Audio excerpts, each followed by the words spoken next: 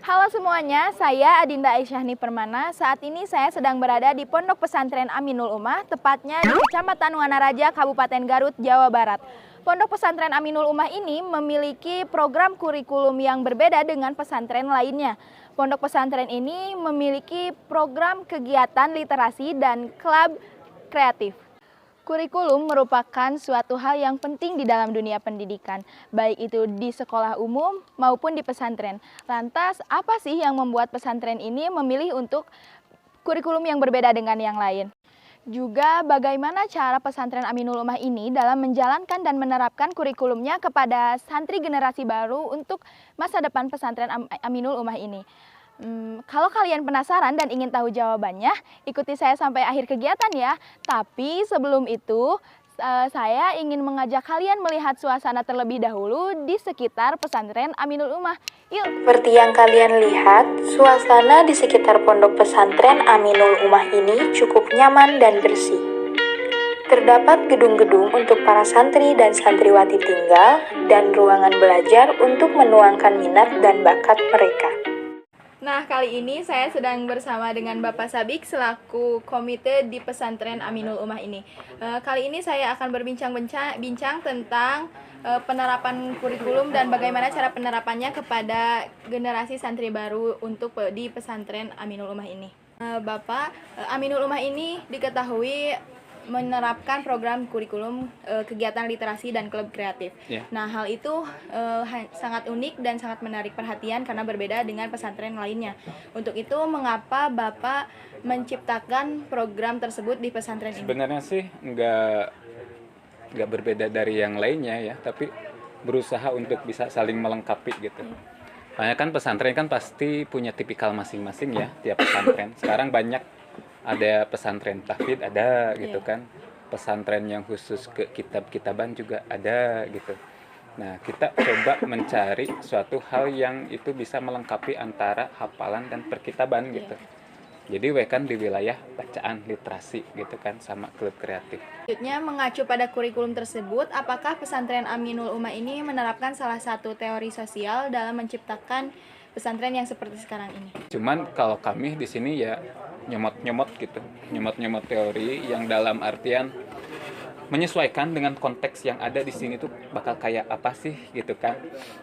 Soalnya repot kalau ngambil satu teori pakem dan dipakai di sini gitu. Kami di sini mencoba menyelaraskan gitu apa yang ada di masyarakat dengan di pesantren ini gitu. Jadi ya bisa ngambil dari Bordu mungkin kan, bisa ngambil dari Ibnu Khaldun juga gitu kan, bisa ngambil dari Freire dan lain sebagainya. Lalu apakah penerapan teori di pesantren ini terinspirasi dari suatu hal atau dilihat dari segi mana? Tertarik gitu kan dengan kondisi sosial di Madinah gitu, yang heterogen.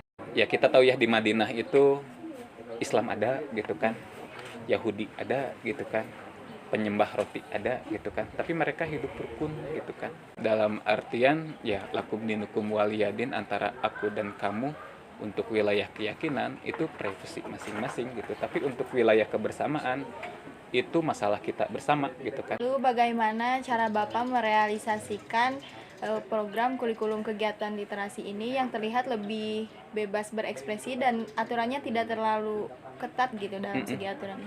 Realisasinya pasti susah ya. Kita terbiasa diatur, itu pasti ya. Namun ketika kita gitu kan memunculkan ekspresi sesuai dengan apa yang kita harapkan, kita inginkan, itu lebih menarik ternyata. Terdapat pertentangan ketika pondok pesantren Aminul Ummah ini datang dengan kurikulum yang berbeda gitu dari pandangan agama ataupun dari pandangan pendidikan sendiri. Kalau pertentangan ya dari agama mungkin, kulturnya mungkin ya. Agama yang sudah menjadi kultur itu pasti ada gitu kan pertentangan seperti itu.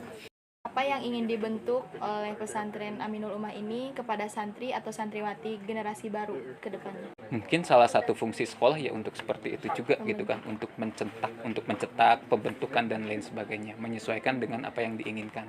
Jadi itu dia sudah terjawab mengenai program kurikulum dan penerapannya kepada santri generasi baru di Pondok Pesantren Aminul Ummah ini.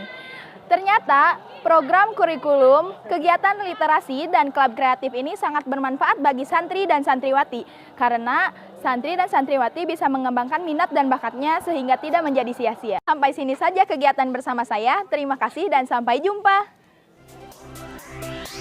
Dengan adanya dasar-dasar pemikiran yang digunakan oleh pesantren Aminul Ummah dapat menciptakan generasi baru di mana santri dan santriwati merupakan manusia yang hidup sehat dengan minat bakat keinginan sendiri, bukan menjadi objek tuntutan orang lain.